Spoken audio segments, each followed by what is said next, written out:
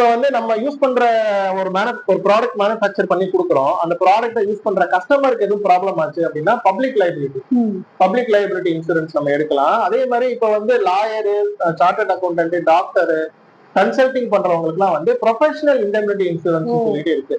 அவங்க கொடுக்குற ட்ரீட்மெண்ட் மூலியமா இல்ல இவங்க கொடுக்குற அட்வைஸ் மூலியமா ஒரு பினான்சியல் லாஸ் ஆகுது, கஸ்டமர் அவங்க மேல கேஸ் போடுறாங்க. ஒரு சாஃப்ட்வேர் கம்பெனியை ஒரு எக்ஸாம்பிள் எடுத்துக்கலாம். ஒரு சாஃப்ட்வேர் டெவலப் பண்ணி கொடுக்குறாங்க. அந்த சாஃப்ட்வேரை யூஸ் பண்ணி அவங்களுக்கு வந்து ஒரு பினான்சியலா ஒரு ப்ராப்ளம் ஆயிடுச்சு, எரர் ஆயிடுச்சு அப்படின்னா அதை ஹேண்டில் பண்றதுக்கு ப்ரொஃபஷனல் இண்டெம்னிட்டி. வேற வந்து ஃபேக்டரியா இருந்தா பப்ளிக் லைபிலிட்டி அந்த மாதிரி நம்ம எடுத்துக்கலாம். இப்ப எம்ப்ளாயிஸ்க்கு பார்த்தோம் அப்படின்னா ஒர்க்மேன் காம்பன்சேஷன் இன்சூரன்ஸ் சொல்லியிருக்கு. இப்ப முக்கியமா ஒரு மேனுஃபேக்சரிங் செட்டப்ல இருக்கிறவங்க, ஒரு ஃபேக்டரி செட்டப்ல இருக்கிறவங்க வந்து அந்த அந்த கம்பெனில ஒர்க் பண்ணிட்டு இருக்கிற எம்ப்ளாயிஸ்க்கு ஏதாவது ஒரு மெடிக்கல் இல்னஸ் ஆயிடுச்சு, இல்ல ஒரு ஆக்சிடென்ட் ஆயிடுச்சு, வேலை பார்க்கறதுனால அந்த ஆக்குபேஷனல் அசார்ட் மூலியமாவும் ஏதோ ஒரு ப்ராப்ளம் ஆயிடுச்சு, இல்ல டெத் ஆயிட்டாங்க அப்படின்னா அவங்களுக்கு காம்பன்சேஷன் கண்டிப்பா கொடுக்கும். சோ ஆஸ் பெர் வந்து ஒர்க்மேன் காம்பன்சேஷன் ஆக்ட் பிரகாரம் இந்த இன்சூரன்ஸ் வந்து மேண்டேட்டரி. இப்போ most of the business owners who are having factory இந்த மாதிரி வச்சிருக்கிறவங்க ஒர்க்மேன் காம்பன்சேஷன் எடுத்திருப்பாங்க. இப்ப நம்ம ரெனுவல் டைம்ல எதுவும் சப்போர்ட் வேணும் அப்படின்னா நம்ம கிட்ட கேட்கலாம். வேற இந்த இன்சூரன்ஸ் தான் வந்து மெயின். இப்ப லயபிலிட்டி ரிஸ்க ஹேண்டில் பண்றதுக்கு நான் சொன்ன இன்சூரன்ஸ் எல்லாமே வந்து அவைலபிள், இந்தியால வந்து அவைலபிள். இது போக ஒரு கார்பரேட்டா இருந்தால் குரூப் ஹெல்த் எடுக்கலாம், குரூப் பர்சனல் ஆக்சிடென்ட் இன்சூரன்ஸ் எடுக்கலாம். ஒர்க்மேன் காம்பன்சேஷனுக்கும் குரூப் ஹெல்த்துக்கும் நிறைய டிஃபரன்ஸ் இருக்கு.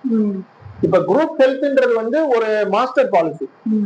இப்ப ஒரு ஐடி கம்பெனி இருக்கு, ஒரு 100 பேர் ஒர்க் பண்றாங்க அப்படின்னா ஒரே பாலிசியில அந்த 100 பேரையும் வந்து ஒரு மெடிக்கல் ரிலேட்டடா அவங்க ட்ரீட்மெண்ட் எடுக்கிறதுக்கு நம்ம எடுக்கக்கூடிய பாலிசி தான் வந்து குரூப் ஹெல்த் இன்சூரன்ஸ். அதுல வந்து நம்ம டெலிவரி கவர் ஆகும், சர்ஜரி கவர் ஆகும், இந்த மாதிரி விஷயங்கள் எல்லாம் கவர் ஆகும். அவங்களோட பேரண்ட்ஸையும் வந்து இதுல கவர் பண்ணுவாங்க. வேற ஒர்க்மேன் காம்பன்சேஷன் அப்படின்றது வந்து இப்போ வந்து ஒரு கான்ட்ராக்ட் எடுத்து பண்றாங்க, ரோடு கான்ட்ராக்ட், ஹைவே ரோடு போடுறது, ஒரு ஃபேக்டரி வச்சிருக்காங்க, அந்த மாதிரியான ஒரு செட்டப்ல இருக்கிறவங்க, மேனுஃபேக்சரிங் செட்டப்ல இருக்கிறவங்க இப்ப ஏதாவது டெத் ஆகி காம்பன்சேஷன் கொடுக்கணும் அப்படின்னா அதுக்கு வந்து ஒர்க்மேன் காம்பன்சேஷன் தான் கரெக்டா இருக்கும்.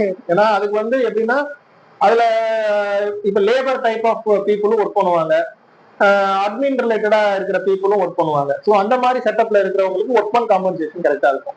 இப்ப ஒரு சில பிசினஸ்க்குலாம் வந்து ஆக்சிடென்ட் ரிஸ்க் நிறைய இருக்கும். அவங்களாம் வந்து குரூப் பர்சனல் ஆக்சிடென்ட் பாலிசி எடுத்துக்கலாம். அவங்களோட ஸ்டாஃப் வந்து ஃப்ரீக்வெண்டா டிராவல் பண்றவங்களா இருக்காங்க, பைக் ஓட்டுறவங்களா இருக்காங்க, ஸ்விக்கி, ஜொமேட்டோ அந்த மாதிரி ஜெனரலா நான் சொல்றேன், ஒரு குறிப்பிட்ட நம்ம பிராண்ட் பேர் எதுவும் சொல்ல வேணாம்.